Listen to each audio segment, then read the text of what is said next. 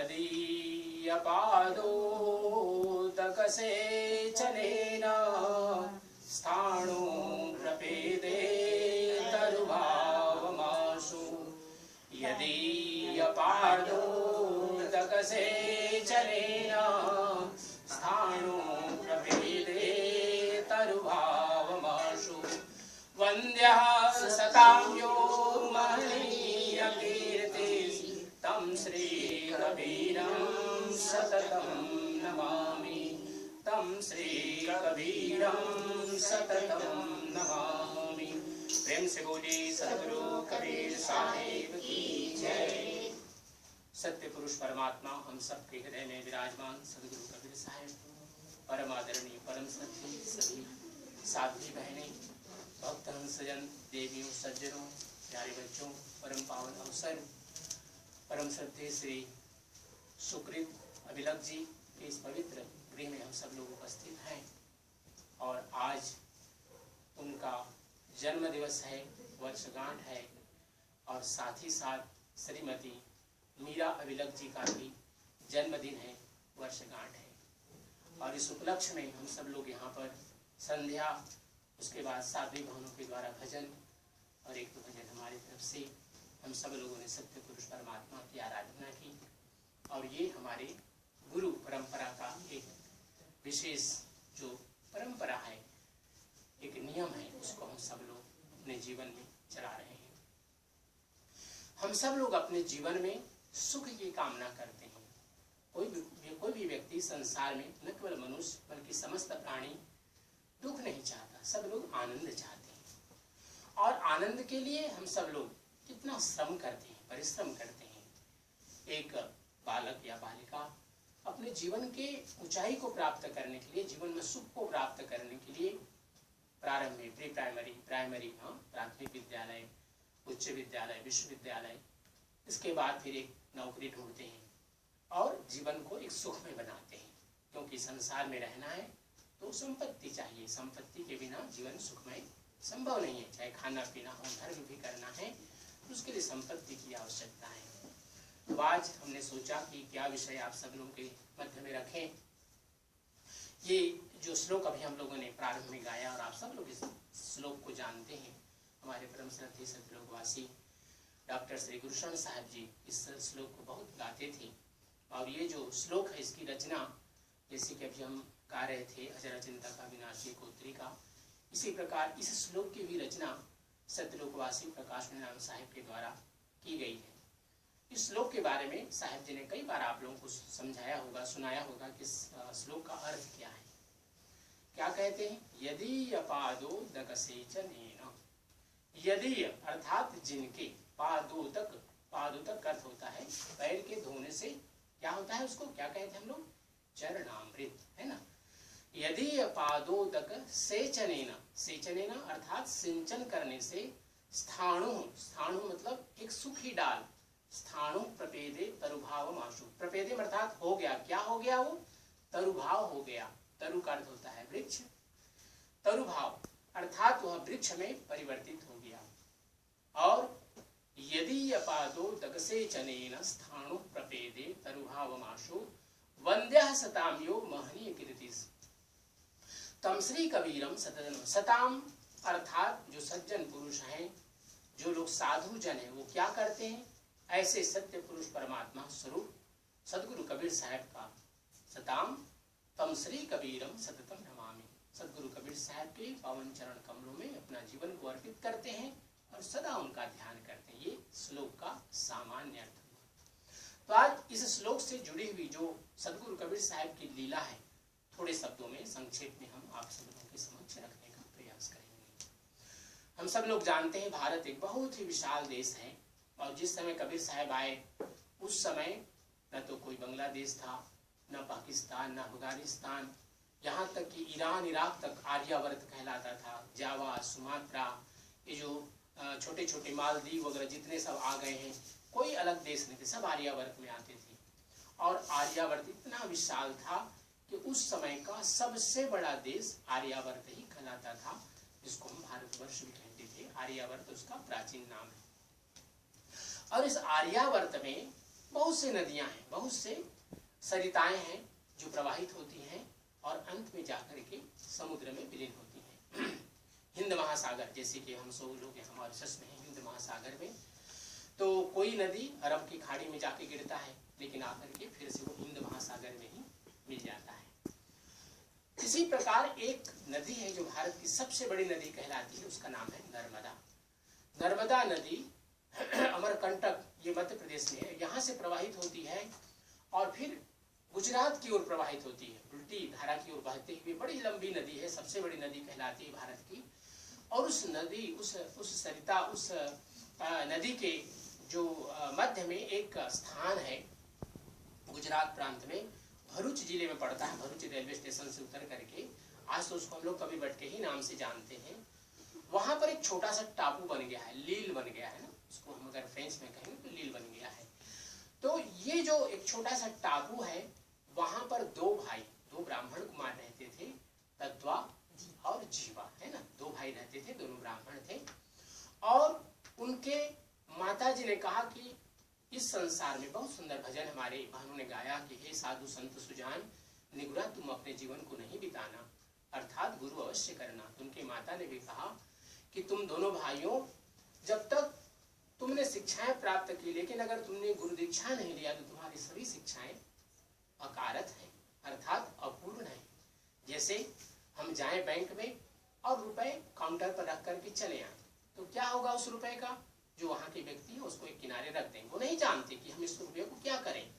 लेकिन अगर हमारा वहां पर एक अकाउंट है, अकाउंट नंबर है, नेम है हमारा वहां पर, हमने वहां पर अपना आई कार्ड वहां पर जमा किया हुआ है, तो क्या करेंगे, उस रुपए को हमारे नाम पूछेंगे और उस रुपए में उस अकाउंट में जमा कर देंगे। बिल्कुल गुरु दीक्षा यही है। हम अध्यात्म के जीवन में जब चलते हैं, अध्यात्म के जीवन में जितने प्रकार के हम दान करें, पुण्य करें, सत्य नाम का जाप करें। अभी देख रहा था, ये जो चटाई अभी हमारे सामने नीचे है, इसमें सत्यम लिखा हुआ, मैं डर रहा था इस पर हम लोग पैर रखते हैं, सत्यम लिखा हुआ है।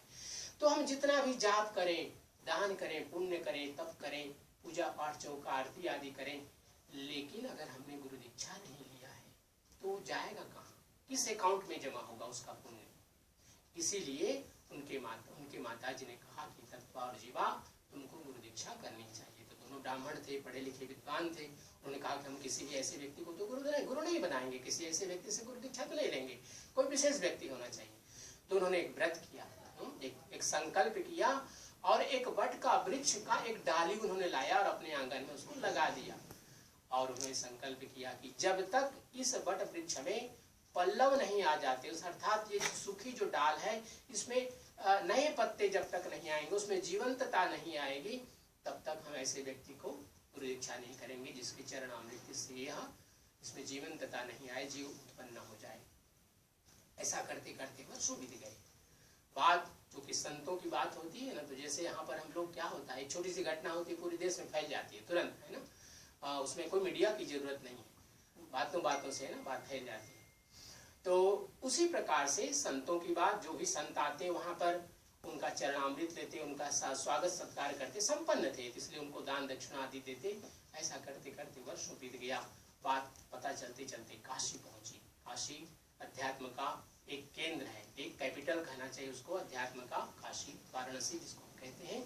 सदगुरु कबीर साहब के कान तक पहुंची और जब उन्होंने सुना कि दो भाई इस प्रकार से संकल्प किए हुए हैं और उन्होंने व्रत किया है, तो सदगुरु कबीर साहब वाराणसी से अंतर ध्यान होकर के वो पहुंचे वहां पर, उनके द्वार पर अपने संतों के साथ में, क्योंकि संतों के साथ संतों की जमात होते हैं। जैसे यहाँ पर हजूर साहब आए थे तो उनके साथ 8-10 संत लोग थे। तो सदगुरु कबीर साहब भी जहाँ भी जाते अपने संतों को साथ में लेकर के संत मंडली के साथ जाते। सदगुरु कबीर साहब पहुंचे बिल्कुल सामान्य वेश में, कोई किसी प्रकार का आडंबर नहीं। हम तो बड़े आडंबरधारी थे, हम लोगों ने सोने की अंगूठी डाला, ये हाथ में ये, गले में सोने का चैन, हम लोग आडंबर वाले लोग हैं, थोड़ा आधुनिक हो गए हैं। लेकिन कबीर साहब बिल्कुल सामान्य, बिल्कुल साधारण वेश में, संत वेश में, वैराग्य के वेश में गए। और जैसा कि उन दोनों भाइयों का नियम था, संतों को उन्होंने आमंत्रित किया घर पर भोजन महाप्रसाद कराने के लिए। और उसके बाद फिर सदगुरु कबीर साहब के भी चरणों का उन्होंने चरणामृत लिया और उस जल को उन्होंने उस सूखे वट वृक्ष के जहाँ पर उसको डाला था वहां पर उन्होंने डाला। और डालते ही उसमें एक जीवंतता आई, उसमें जो सूखे पत्ते थे गिर गए उसमें नए पल्लव आए और इसको देख करके दोनों भाई प्रसन्नता से नाच उठे। उनका जीवन धन्य हो गया और उन्होंने समझ लिया कि बस इसी गुरु की हम प्रतीक्षा कर रहे थे जन्मों जन्मों से। और सदगुरु कबीर साहब का उन्होंने शिष्यत्व स्वीकार किया। सदगुरु के चरणों में बंदगी करके सदगुरु से प्रार्थना की कि हे सदगुरुदेव, हमें आप अपने दीक्षा में लीजिए, अपने परंपरा में लीजिए और हमको भी अपना शिष्य बनाइए। तो ये जो श्लोक हम लोग बार बार गाते हैं, आप लोग गाते हैं, हम सब लोग गाते हैं सदगुरु कबीर साहब के प्रार्थना के रूप में, स्मरण के रूप में, तो इसका भाव यही है। और इसके साथ में ये जो घटना छिपी हुई है, वो दोनों भाई जिनको हम तत्वा और जीवा के नाम से जानते हैं आज भी, आज लगभग 600 वर्ष होने वाले हैं इस घटना को। आज उस स्थान पर बहन हो गई है, वहां पर हो सकता है आप लोगों में से कोई गए होंगे, आप बहन जी गई हैं, मीरा जी। तो वो स्थान एक छोटा सा लील से धीरे धीरे बड़ा हो गया है, काफी बड़ा हो गया है। और हर वर्ष जब हम लोग यहाँ पर गुरु धर्मदास साहब की जयंती मनाते हैं, तो बिल्कुल ठीक उसी कार्तिक पूर्णिमा को वहाँ पर 3 दिन का मेला लगता है। तो मेला 1 महीने का लगता है, 3 दिन का विशेष कबीर पंथ की ओर से मेला लगता है। अखंड भंडारा चलता है और अंत में अंग्रेश्वर वाले साहब जाते हैं, वहाँ पर चौका आरती आदि करते हैं। इस समय साहब जी तो जो रामकिशोर साहब थे वो तो गुजर गए, उनके शिष्य हैं गुरुचरण दास जी साहब हैं वहाँ पर। और वहाँ के जितने मिनिस्टर लोग हैं सब लोग वहाँ पर पहुँचते हैं। और आज के 10-15 साल पहले लगभग वहाँ पर एक जब वहाँ पर नरेंद्र मोदी जी चीफ मिनिस्टर थे, तो वहाँ पर एक कबीर कुंभ लगाया गया, उसमें वो भी गए थे नरेंद्र मोदी जी भी, और जितने भी हमारे कबीर पंथ के आचार्य लोग हैं, चाहे वो उस समय मुकुंद नाम साहब थे, दामाखेड़ा के महंत साहब जी जो हजूर साहब हैं, इस समय प्रकाश नाम साहब, वो भी गए हुए थे। बड़ा विशाल कुंभ मेला लगा वहाँ पर। तो यह स्थान आज भी कबीर वट के नाम से जाना जाता है। चूंकि 500 साल पुराना है, तो वट के वृक्ष को जो आप देखेंगे तो उसमें से जो जड़ है ऐसा गिरे हुए हैं ना, आप लोग गए होंगे तो देखे होंगे, तो पता नहीं चलता है कि कौन मूल है, मतलब पहला पेड़ कौन सा है, ये पता नहीं चलता, क्योंकि सब एक समान जैसे लगते, इतने मोटे मोटे उसके जड़ें हो गई, उसके जो जमीन के साथ में जुड़े हुए। और धीरे धीरे बढ़ते बढ़ते बताया जाता है कि 1 किलोमीटर लंबा हो गया था, तो बाद में उसको काटा गया और एक स्वरूप के रूप में अभी भी, लेकिन काफी बड़ा स्थान है, वो स्थान अभी भी है। और वह स्थान एक आचार्य गद्दी बन गया। आचार्य गद्दी के रूप में उसको हम सब लोग राम कबीर के नाम से जानते हैं। अगर आप लोग जामनगर गए होंगे तो वहाँ की गौशाला राम कबीर के नाम से वो प्रसिद्ध हुआ है वहाँ पर। और उनका इस समय माने भारत में तो ये है स्थान, उसका एक मुख्य स्थान है, एक केंद्र के रूप में कैलिफोर्निया USA में, वहाँ पर भी एक इसका केंद्र बन गया है। और अभी उन लोगों ने ये जो अभी जयप्रकाश जी हम लोगों ने जो कार्यक्रम किया कबीर काउंसिल में, ये उन्हीं राम कबीर वालों का ही परंपरा से ये कार्यक्रम हुआ था। पूरे विश्व भर में जितने कबीर पंथी लगभग 70 ग्रुप्स उस भजन के कार्यक्रम में सम्मिलित हुए और उसमें भाग लिए। अभी भी अगर आप लोग उसको फेसबुक पर श्री राम कबीर मंदिर कैलिफोर्निया USA अगर आप टाइप करते हैं तो उनका पेज है, उस पर पूरे 70 ग्रुप्स के जो भजन के कार्यक्रम है, किन्हीं को 1 घंटे का कार्यक्रम मिला, किन्हीं को 1.5 घंटे का, इस प्रकार से वो कार्यक्रम पूरा का पूरा भी उनके उस पेज पर है। तो ये परंपरा सदगुरु कबीर साहब के जो लीला है, उनका जो 120 वर्षों की लीला है, उसमें बहुत से न केवल thousands of thousands शिष्यों की परंपरा है कबीर साहब के इस पूरे 120 वर्षों के जीवन में, जिन्होंने सदगुरु कबीर साहब की शरणागति प्राप्त किए और सतलोक की प्राप्ति किया। यह जीवन है। आप हम सब लोग जो कबीर पंथ से जुड़े हुए हैं बहुत भाग्यशाली। इस हमारे देश में कितना सुरक्षित रूप से अभी हम लोग जीवन जी रहे हैं। सत्य पुरुष परमात्मा को धन्यवाद देना चाहिए हम सब लोगों को कि इस देश में हम सब लोग कितने बिना किसी निर्विघ्न बाधा के हम सब लोग यहाँ जीवन बिता रहे हैं। और आप सब लोग ऐसे भक्त हैं, अभिलक परिवार जितने भी यहाँ परिवार बैठे हैं, सब लोग आप लोग सोना परिवार, रामेश्वर परिवार, जितने भी लोग हैं, कितना भाव भक्ति से आप लोग जीवन को बिताते हैं। समय समय पर अपने घरों में सत्संग करते हैं, जन्मदिन का अवसर हो, वेडिंग एनिवर्सरी हो, या ऐसे भी 1 वर्ष में आप लोग चौका आरती आदि कराते हैं।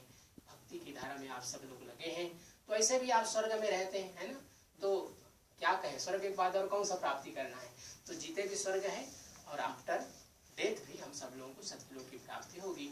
सदगुरु परमात्मा से ही प्रार्थना करते हैं। श्रीमती मीरा जी अभिलक और श्रीमान श्री सुकृत भाई अभिलक जी, दोनों का जीवन सुखमय हो, मंगलमय हो। ऐसे ही गुरु की भक्ति करते हुए जीवन को आगे बढ़ाएं, अपने परिवार को इसी प्रकार भक्ति में लगाए रखें। सत्य पुरुष परमात्मा आप सब लोगों को सुख दें, समृद्धि दें, यशस्वी बनाए और स्वस्थ रखें आप सब लोगों को, और सदगुरु की भक्ति ऐसी ही मिलती रहे। आइए साहब के पावन नाम का संकीर्तन करेंगे और उसके बाद आरती करेंगे। सत्यनाम सत्यनाम सत्यनाम बोल, जय करुणामय सत्यनाम बोल। सत्यनाम सत्यनाम सत्यनाम